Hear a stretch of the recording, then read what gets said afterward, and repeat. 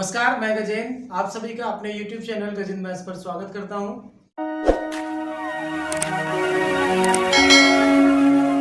बच्चों, आज की क्लास में हम पढ़ाएंगे आपको डाइस का पार्ट नंबर 2।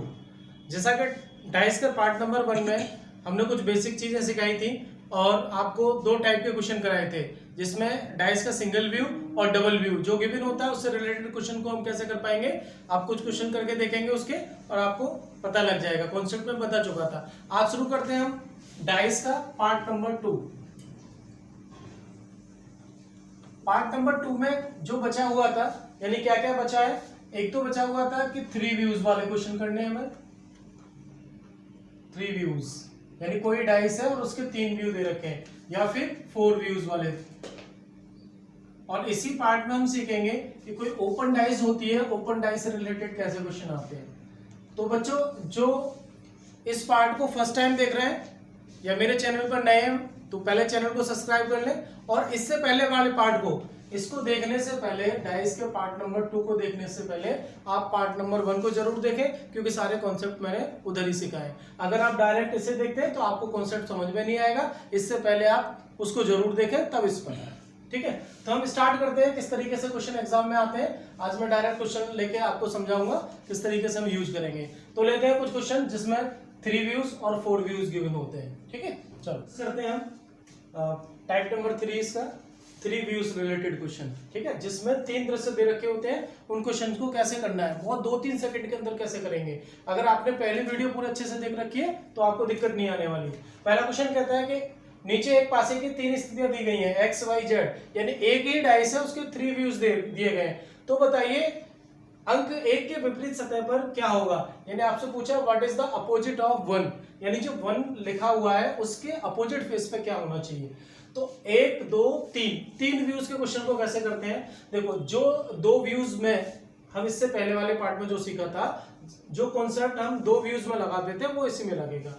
तो कंपेयर किसको किसको लेना है ये देखना है। आपसे पूछेंगे एक के विपरीत, तो सबसे पहले आप देखेंगे एक कौन सी डाइस में, एक इसमें दिखाई दे रही है, तो इस डाइस को अन्य इनमें से किसी एक से कंपेयर करना है। अब ये आप पर डिपेंड करता है आप किससे कंपेयर करने के जल्दी आंसर ला सकते हैं। ठीक है, अगर आप एक्स और जेड को कंपेयर करते हैं एक दूसरे से, तो आप देखेंगे 3 इसमें, 3 इसमें, 2 इसमें, 2 इसमें। तो जो मैंने बताया था कि जब एक डाइस के 2 व्यू और उसमें 2 नंबर कॉमन आ जाते हैं, 2 नंबर कॉमन आ जाते हैं, तो जो तीसरा बचता है वो बचा हुआ एक दूसरे के अपोजिट होता है। तो तुरंत आंसर मिल गया। 1 के अपोजिट क्या चला जाएगा 4, आंसर क्या हो जाएगा आपका 1। ठीक है, किसी 2 को ही कंपेयर करना है, याद रहे जो पहले वाले कॉन्सेप्ट है उसके आधार पर। अब इस क्वेश्चन नंबर 2 को देखते हैं हम। इसमें कह रहा है what is the opposite of 1, यानी जहां पर एक बिंदु बना हुआ है उसके अपोजिट में क्या आएगा। ठीक है, मैंने बताया बिंदु हो सकता है, कुछ भी हो सकता है उसमें। तो आपको देखना है एक वाले को कंपेयर करना है, तो एक इसमें भी आ रहा है, एक इसमें भी आ रहा है। अब किसी को भी एक को दूसरे के साथ कंपेयर करेंगे तो टाइप नंबर 2 वाला बन जाएगा, 2 व्यूज वाले। तो आप देखते हैं अगर हम इसको और इसको कंपेयर करते हैं तो कुछ मिल रहा है। यहां से देखो 2 और 2, 1 और 1, तो यानी यहां से मिलता है कि 3 किसके अपोजिट से हो जाएगा 5 के। लेकिन ऐसा हमसे कुछ नहीं पूछा है, हमसे पूछा 1 के अपोजिट, तो हम इसको नहीं लेंगे, इसे छोड़ देंगे, यानी स्टेप को हमें बढ़ाना नहीं है। अब हम करेंगे इसको और इसको कंपेयर करते हैं, y को और z को। y को और z को कंपेयर करेंगे तो आप देखेंगे इधर से, इधर इसमें 5 है, इसमें 5 है, इसमें 2, इसमें 2, तो यानी 2 सेम हो रहे हैं। 2 सेम होने का मतलब जो तीसरा बच जाता है वो क्या होता है, एक दूसरे के अपोजिट होता है। तो आपसे पूछा है 1 के अपोजिट क्या होगा, 1 के अपोजिट कितना हो जाएगा 6 हो जाएगा, आंसर होगा 1।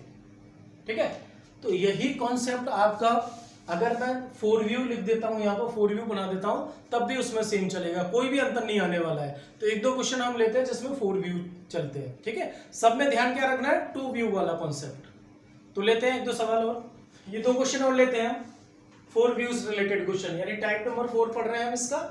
अब इसमें देखते हैं कि प्रत्येक डाइस को 4 व्यू में दिखाया गया है, यानी एक ही डाइस है उसे 4 तरीके से, अलग अलग तरीके से आपको दिखाया गया है। और आपसे पूछा है पहले क्वेश्चन में कि कह रहा है कि नीचे एक पासे की 4 स्थितियां दी गई हैं, यानी 4 व्यूज दिए गए। तो बताइए 3 के विपरीत सतह पर what is the opposite of 3, यानी 3 के अपोजिट सतह पर क्या होगा। तो अब इसको करने के लिए आपको देखना है 3 किस में आ रहा है, 3 इसमें आ रहा है। कॉन्सेप्ट वही है, चाहे 4 व्यू या 5 व्यू कितने भी दे दे, इसमें कोई फर्क नहीं पड़ता। आपको क्या करना है, सिर्फ कंपेयर करना आना चाहिए। तो कंपेयर किसको करेंगे, किसी भी 2 व्यूज को कंपेयर करते हैं। तो 3 इसमें आना, मान लो 3 को, इसको ए और बी को मैं कंपेयर करता हूं, तो आप देखेंगे इसमें और इसमें क्या समानता है, 2 और 2 कॉमन, 6 और 6 कॉमन। तो सबसे पहला वाला टाइप बन जाता है कि एक डाइस और उसमें 2 कोई सतह कॉमन होती है, तो तीसरी जो रिमेनिंग सतह होती है एक दूसरे के अपोजिट हो जाती है। तो आपसे पूछ रहा था 3 का अपोजिट क्या होगा, 3 का अपोजिट 4 हो जाएगा, डायरेक्ट आंसर मिल गया। अब आगे देखने की जरूरत नहीं है, कुछ भी नहीं करना है, 2 सेकंड में आंसर आपका आ जाएगा। तो आंसर हो गया 3 का अपोजिट हो जाएगा 4, यानी ऑप्शन नंबर बी इसका आंसर बन जाएगा। नेक्स्ट देखते हैं, ये क्वेश्चन है, देखो इसमें रंग का यूज किया गया है। मैंने आपको बताया था कि ये इसमें जो लिखा जा रहा है वो कुछ भी हो सकता है, कोई सिंबल हो सकता है या कलर के नाम हो सकते हैं, लेकिन कितने होने चाहिए, 6 नाम होने चाहिए अलग अलग। तो आपसे पूछ रहा है कि हरे रंग के विपरीत सतह पर कौन सा रंग होगा, what is the opposite of कौन सा, ग्रीन कलर, यानी ग्रीन कलर की सरफेस के अपोजिट सरफेस पे कौन सा रंग होगा। तो आप देखना है कि ग्रीन कलर कहाँ कहाँ आ रहा है, किसको कंपेयर करें। मान लो ये ए है इसका, ये बी व्यू, सी और डी, यानी 4 दृश्य दे रखे। तो आपसे पूछता है हरा रंग, हरा रंग इसमें नहीं है, इसमें नहीं है, इसमें आ रहा है, और हरा रंग इसमें आ रहा है। ठीक है, तो आप किसी को भी या तो सी को किसी के साथ कंपेयर कर दो या डी को कर दो। तो ठीक है, मान लो कि मैं सी को कंपेयर करता हूँ बी के साथ में।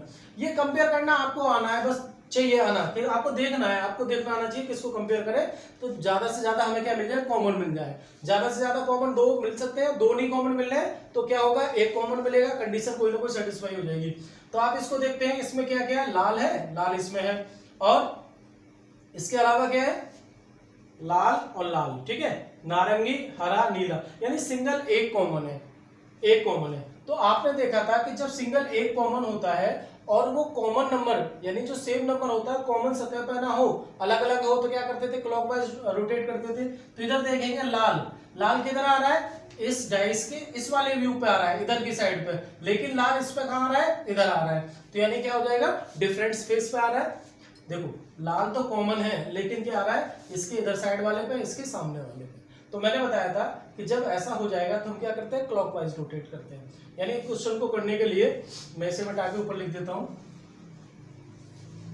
आप कैसे लिखेंगे, क्लॉकवाइज चलना है, यानी लाल लिखा आपने, लाल के बाद क्या आना है, नारंगी, नारंगी, ठीक है, नारंगी के बाद फिर क्या आएगा, क्लॉकवाइज, यानी घड़ी की दिशा में चलना है आपको। घड़ी ऐसे चलती है ना, घड़ी की दिशा में, तो यहाँ क्या आ जाएगा, बैंगनी। अब क्या करना है, इधर से फिर क्लॉकवाइज चलना है आपको इस तरीके से, यानी लाल के नीचे तो लाल लिखेंगे आप, ठीक है। अब इसके बाद क्या आएगा, हरा, और इसके बाद क्या आना चाहिए, नीला। अब यहां से क्या मिलता है कि बैंगनी और नीला एक दूसरे के अपोजिट हो जाएंगे, नारंगी और हरा एक दूसरे के अपोजिट हो जाएगा। अब लाल के अपोजिट क्या होगा, जो इनको छोड़ के, पांचों को छोड़ के एक नया रंग होगा वो इसके अपोजिट हो जाएगा। लेकिन आपसे पूछा क्या है, हरे रंग के अपोजिट क्या होगा, तो हरे रंग के अपोजिट क्या है, नारंगी। आंसर हो जाएगा आपका नारंगी, यानी ऑप्शन नंबर सी। तो आपने देखा इस तरीके के सवाल में कोई भी दिक्कत नहीं आती है अगर आपने टाइप नंबर 2 यानी 2 व्यूज वाला क्लियरली पढ़ रखा है, अच्छे से पढ़ रखा है, तो आप किसी भी ऐसे क्वेश्चन पर नहीं फंसेंगे।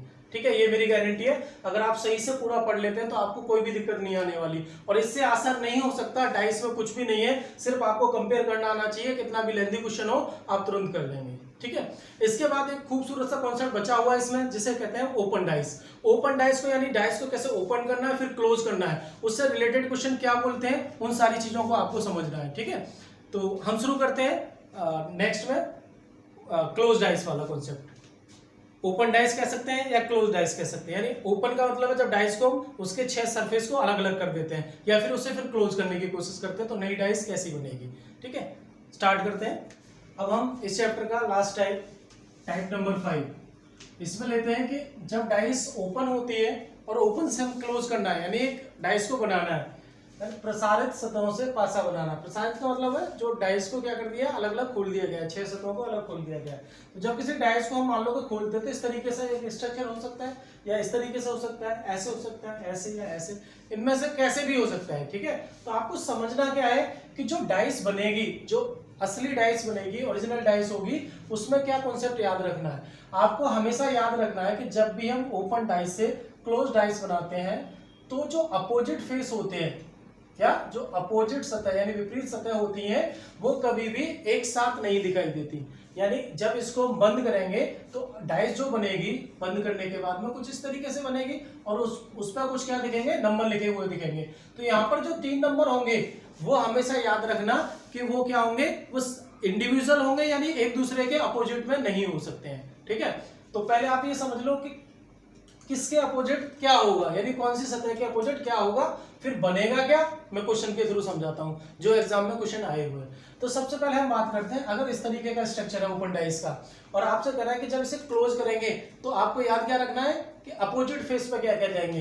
तो ये जो आप इसमें देखेंगे कि ये जो 1 है, 1 जो होगा वो अपोजिट होगा 3 के, यानी अल्टरनेट वे में क्या होते हैं, अपोजिट होते हैं। और ये जो होगा आपका 3, ये अपोजिट बनेगा 6 के, यानी जब इसको आप मर्ज करेंगे डाइस के रूप में तो क्या हो जाएगा, 3 6 के अपोजिट जाएगा, 1 5 के जाएगा, और ये जो 2 है ये 2 अपोजिट जाएगा 4 के। यानी कहने का मतलब है यहां से जो डाइस बनेगी वो 1 के अपोजिट तो 5 होना चाहिए, और 3 के अपोजिट आपको 6 दिखाई देगा, और 2 के अपोजिट ये दिखाई देगा 4। ठीक है, ये अपोजिट फेस निकाल लिया आपने। अब आपसे क्वेश्चन पूछ रहा है कि इनको जोड़ने के बाद में जो डाइस बनेगी वो क्या होगी, तो 4 ऑप्शन होंगे, उनमें से 3 आप काट देंगे। 3 किस बेस पर काटे जाएंगे, तीनों में कहीं ना कहीं आपको ये दिखाई देगा कि जैसे यहाँ पे 1 और 5 दोनों अपोजिट है, तो हो सकता है किसी में वो दोनों दिखाई दे दिए हों। 3 और 6 एक में दे दिए हों, 2 और 4 एक में दे दिए गए हों। तो आपको पता है कि अपोजिट फेस कभी भी एक ही व्यू में नहीं दिखाई दे सकते। तो मैंने कहा कि 1 और 5 अपोजिट है, अगर मैं 1 और 5 इसी में दिखा देता हूं तो ये डाइस वेरी नहीं बनेगी, सुटेबल डाइस नहीं है, तो आंसर गलत हो जाएगा। तो यानी जो आंसर होगा उसमें क्या होगा, आंसर होगा तो उसमें या तो हो सकते हैं ये तीनों दिखाई दे, ऐसे हो सकता है 1 3 2 बिल्कुल डाइस बन जाएगी, या फिर हो सकता है कि ये तीनों दिखाई दे, ठीक है, 5 6 4 हो सकता है, या फिर इसके अलावा ये भी हो सकता है कि मान लो कि इसका तो ये ले लिया 1 ले लिया तो 5 नहीं आना चाहिए, इसमें से मान लो 6 ले लिया तो 3 नहीं आना चाहिए, इसमें से 2 ले लिया तो 4 नहीं आना चाहिए। यानी कहने का मतलब है जो अपोजिट फेस है उनमें से कोई एक होगा, दोनों नहीं होने चाहिए, तो वो हमारी क्या होती है, डाइस बन जाती है। बहुत अच्छा कॉन्सेप्ट है, आपको बस ये समझ में आना चाहिए। ठीक है, मैं 1 2 क्वेश्चन और लूंगा जो प्रीवियस में आए हुए हैं, पहले हम इसमें देख लेते हैं कि किसको किसके अपोजिट रखेंगे। अब बात करते हैं इसकी, तो इसमें देखेंगे आप सीधा सीधा यहां से देखो 2 अपोजिट जाएगा 4 के, यानी 2 अपोजिट हो जाएगा 4 के। अब ये 3 अपोजिट हो जाएगा किसके, 5 के, 3 किसके, 5 के, और ये जो बचा हुआ है 1 हो जाएगा 6 के अपोजिट, 1 6 के अपोजिट। अब इसकी जो डाइस बनेगी तो आपको ध्यान रखना है कि दोनों अपोजिट नंबर एक साथ नहीं आने चाहिए, बस वही डाइस हो जाएगी। इसमें देखते हैं इसमें किस तरीके से रखेंगे।